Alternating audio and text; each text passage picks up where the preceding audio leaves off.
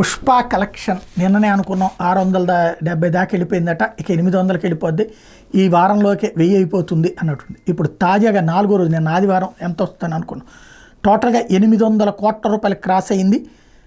ఇది ఒక pan India కాదు, తెలుగు ఇండియా అనాల. పుష్ప 2 మీద ఆర్జీవీ కొత్త పోస్టు అది లెక్కదీస్తే ఇందులో డబ్బింగ్ చిత్రం సత్తా చాటింది. బాలీవుడ్లో అత్యధిక వసూలు సాధించిన చిత్రంగా పుష్ప 2 హిస్టరీ క్రియేట్ చేసింది.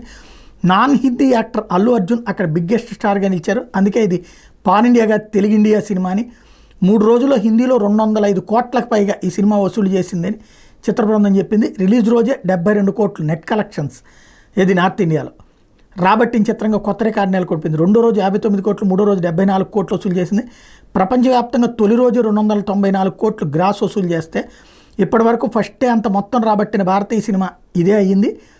అదే సందర్భంలో వరల్డ్ వైడ్గా 3 రోజుల్లో 621 కోట్ల రూపాయలు అయితే ఇప్పుడు 800 కోట్ల రూపాయలకి 4 రోజులకి చేరుకుంది. ఇంకా ఈ వారం లెక్కేసుకుంటే రేపు శుక్రవారం వరకు లెక్కేసుకుంటే ఇవాళ సోమ, మంగళ, బుధ, గురు, శుక్ర, ఇందులో 4 రోజుల్లో 450 వేసుకున్న 200 కోట్లు అవుతుంది. 480 వేసుకుంటే లేదా 400 వేసుకుంటే 1000 దాటి 1200 దాకా వెళ్తుంది అన్నట్టు లెక్క కనబడుతుంది.